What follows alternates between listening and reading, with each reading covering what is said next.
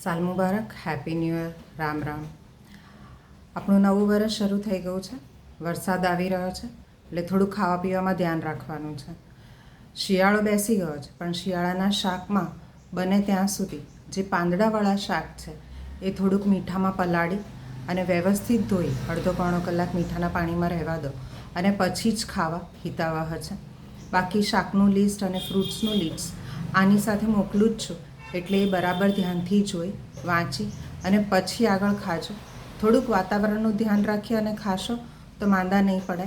શિયાળામાં ચોમાસું બેઠું હોય એવો વરસાદ છે, માટે થોડુંક ગરમ સૂપ છે કે એવું રોજે થોડું ઘણું લેતા રહેજો, જેમાં અજમાનો ઉપયોગ વધારે કરજો.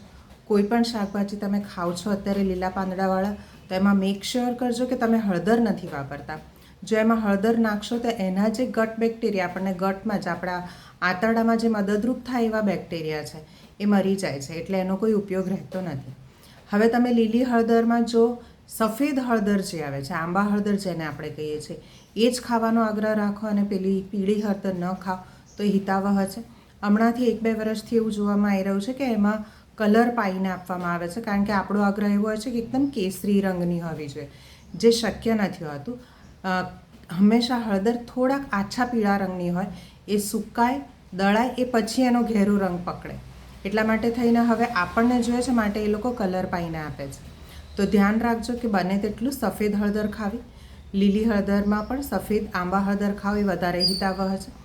હળદરને આથો છો ત્યારે ધ્યાન રાખજો કે એની સાથે લીંબુ નાખવા કરતાં આમળા નાખજો, જેથી કરીને આમળાનું સત્વ મળી રહે. આમળામાંથી તમને વિટામિન સી સિવાય બીજો કોઈ ફાયદો નથી થવાનો, કારણ કે હળદર એની અંદરના જે સારા બેક્ટેરિયા છે એને તો પતાવી દેશે, ખલાસ કરી નાખશે. પરંતુ છતાંય એ હળદરને તમે આમળામાં આથો છો તો તમે રાત્રે ખાઈ શકશો, જે તમારા ગટ બેક્ટેરિયા માટે, ગટ માટે, તમારા આંતરડાના ફ્લશ આઉટ માટે બહુ જ જરૂરી છે. આવી ઘણી નાની નાની ટિપ્સ સાથે રોજે મળીશું. Thank you.